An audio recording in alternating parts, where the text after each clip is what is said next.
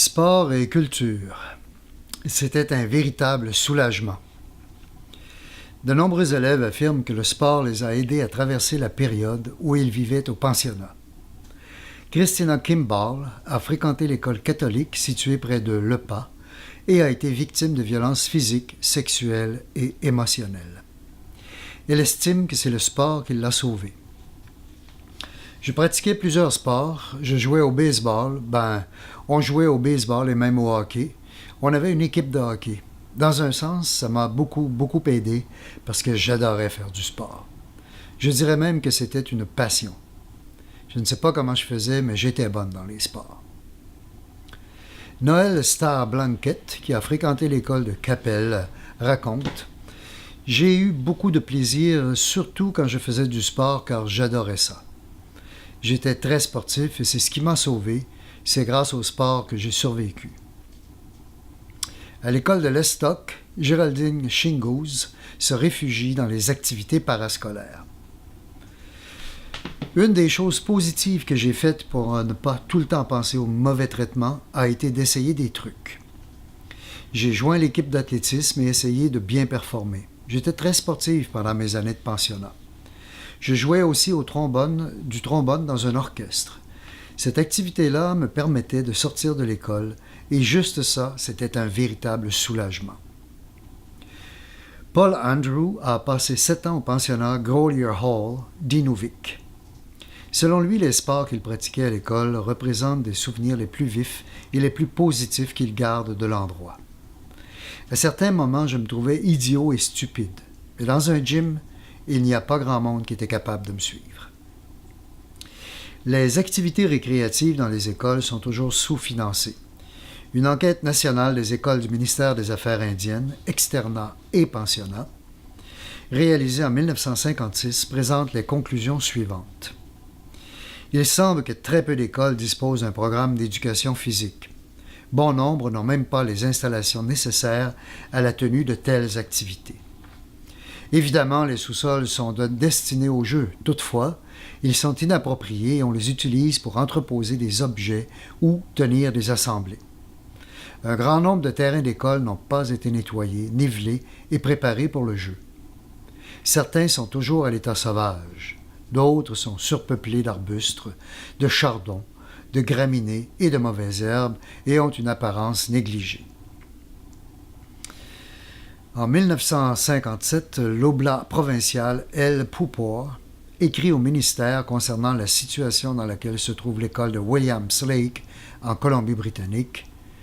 Il souligne qu'il a informé le ministère de la nécessité d'aménager un gymnase à l'école il y a 1 an et demi. Il raconte à ce moment que pendant la récréation, les garçons faisaient un chahut de fou dans leur salle de jeu, une pièce qui fait environ 11 mètres sur 18 mètres. Environ 150 garçons essayaient de jouer. La boue qu'ils avaient sur leurs chaussures avait séché et il y avait tellement de poussière dans la pièce qu'on ne reconnaissait pas ceux qui se trouvaient à l'autre bout. Le ministère lui a assuré que la construction d'un gymnase était une priorité. Toutefois, rien n'a été fait et le problème d'espace pour le jeu reste entier. Malgré le manque de soutien financier, les équipes de hockey d'un bon nombre d'écoles connaissent un succès considérable dans les années 1940 et 1950. Les équipes de Dock Lake et de Capel en Saskatchewan établissent notamment des records enviables. L'équipe de l'école de Dock Lake, les Indians de St. Michael, remporte le championnat d'une ligue constituée de 8 équipes dans la région de Rochetown en 1946. En 1948, la même équipe, alors dirigée par le père G.M. Latour, remporte le championnat de hockey midget du nord de la Saskatchewan. L'année suivante, elle remporte le championnat provincial. Selon le Daily Herald de Prince Albert, pendant les séries, les joueurs de l'équipe midget de Dock Lake ont compensé leur petite taille par leur savoir-faire, leurs habiletés de patinage et la précision de leurs tirs. Provenant de tous les angles possibles, leurs attaques ont à la fois effrayé et consterné les joueurs de l'équipe de Regina. L'édition de l'équipe de Dock Lake en 1949 compte parmi ses joueurs un dénommé Fred Sasakamuz, qui sera par ailleurs le premier Indien à jouer dans la Ligue nationale de hockey.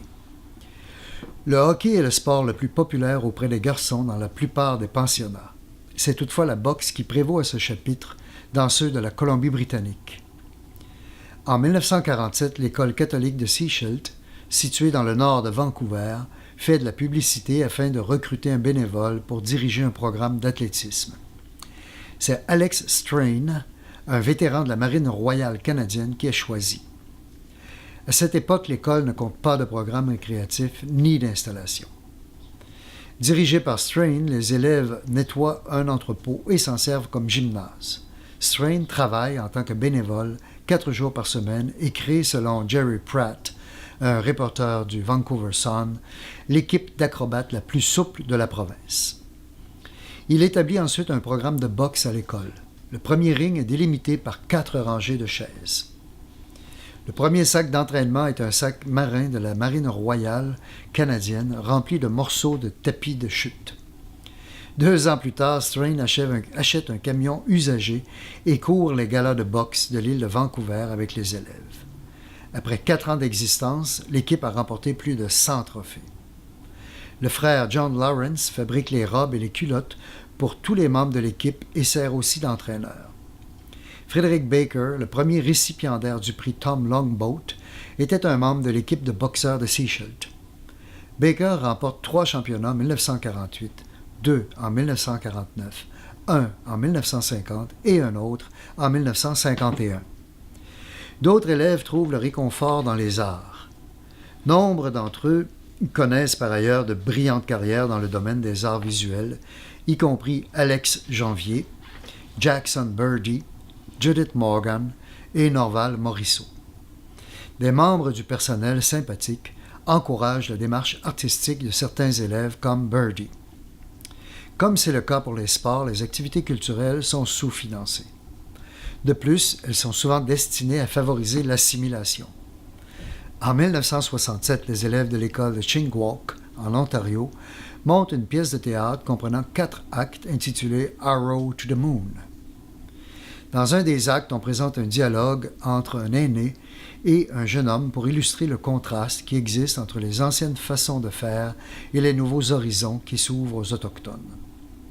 Billy Diamond incarne le jeune homme qui dit à la fin de la scène « Les nouvelles méthodes nous montrent comment travailler et vivre, mais les anciennes nous ont appris à mourir. » La performance est filmée et présentée au cri de la baie James, qui s'abstiennent de tout commentaire. Toutefois, ils sont choqués de se rendre compte à quel point leurs enfants sont manipulés. Albert Canadien se souvient du pensionnat de Kaicho Hall. Certains garçons avaient une guitare, il y avait d'autres instruments dans la salle commune. Parfois, on se regroupait et on jouait ensemble pour passer le temps. John, le superviseur des garçons, s'en est rendu compte. Il s'est intéressé et nous a encouragés à jouer et à chanter. On a commencé à jouer ensemble juste pour le plaisir. Éventuellement, nous avons cependant formé un groupe. On était 5 ou 6 et on s'appelait les Arctic Ramblers. Notre groupe comptait 2 guitaristes, un violoniste, un bassiste, un batteur et on a même eu un pianiste pendant un bout de temps. Ils jouaient lors de soirées dansante du pensionnat et à Hay River. Canadien a ensuite fait partie des Chieftones, un groupe de musique rock qui a effectué de nombreuses tournées en Amérique du Nord.